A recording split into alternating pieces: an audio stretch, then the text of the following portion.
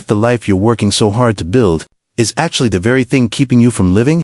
What if the job, the routine, the constant striving, the endless scrolling at night isn't just survival, but a carefully constructed escape from something far more terrifying?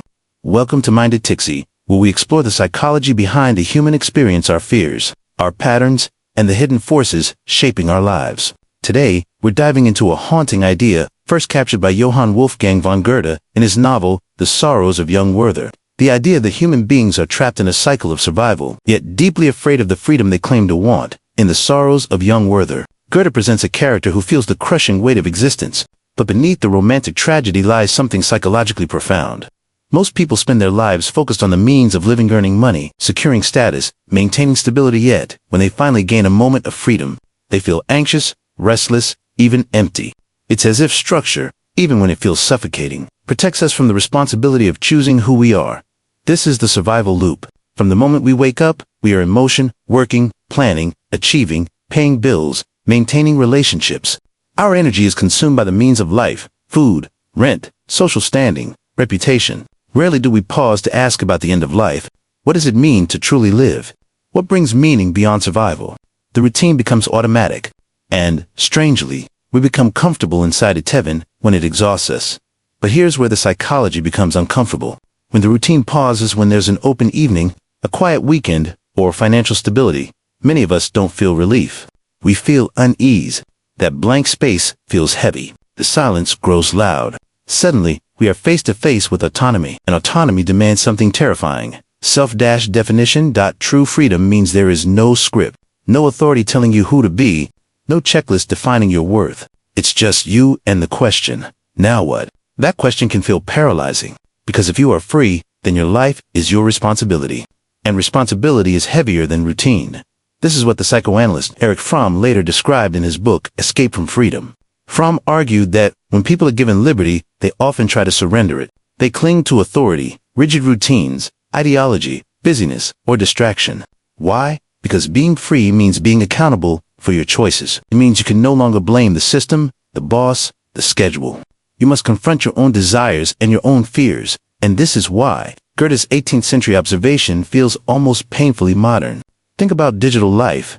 You finally have an open evening, no deadlines, no obligations, freedom. But what happens? Instead of sitting with yourself, you reach for your phone. One scroll turns into hours. Algorithms fill the silence for you. The freedom dissolves into distraction. Or consider social life. A weekend arrives with no plans, no structure. Instead of feeling peaceful, you feel restless. You overschedule. You fill the calendar. You avoid being alone with your thoughts.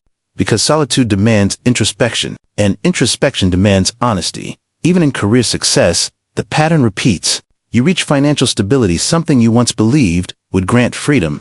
But instead of resting, you create new goals, bigger targets, more achievements, more striving.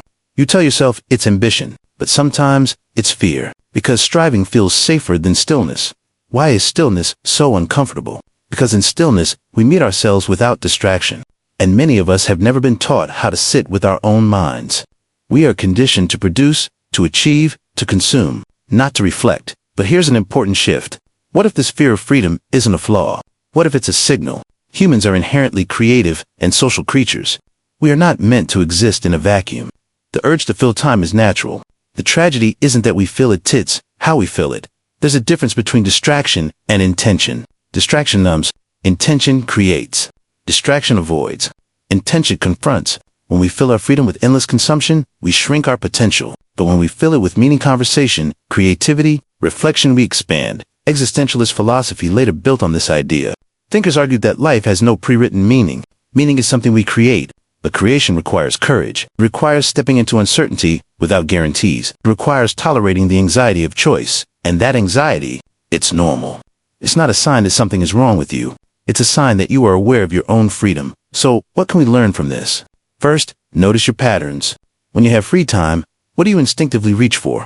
Is it connection, creation, or escape? Second, experiment with small acts of intentional freedom. Instead of automatically scrolling, sit quietly for 10 minutes. Journal, walk without headphones, call someone you care about. Create something imperfect. Allow boredom to exist without immediately silencing it. Boredom is not emptiness. It is the doorway to imagination. And perhaps the deeper lesson from Goethe's insight is this: structure is not the enemy. Routine can be stabilizing. Work can be meaningful. The problem arises when we use structure as armor against ourselves. When we hide inside busyness to avoid asking the larger questions: are you living or merely maintaining? Are you striving or escaping? Are you busy or fulfilled? These are uncomfortable questions, but discomfort is often the birthplace of growth. Psychology teaches us that awareness precedes transformation. You cannot reclaim your freedom until you recognize how you're giving it away. So today, pause. Notice the monotonous affair of your routine. Notice the small pockets of freedom that appear. And instead of immediately filling them with noise, experiment with presence. Freedom is not something to fear. It is something to practice. And maybe the real tragedy isn't that we are trapped in survival. Maybe it's that we forget we have the power to redefine what survival means. If this resonated with you, if you felt that strange anxiety in moments that were supposed to, feel free. You're not alone. You're human, and here at Mindeticpsy, we unpack these invisible patterns so you can understand your mind and, ultimately, master it. Remember, the goal isn't to eliminate structure. It's to ensure that your structure serves your life, not replaces it. Freedom isn't the absence of responsibility. It's the courage to choose, meaning despite uncertainty. So the next time you find yourself with a quiet evening, instead of asking, how do I get rid of this time? Ask, what could I create with it? This has been Mindeticpsy, where we decode the psychology of existence and turn awareness into power.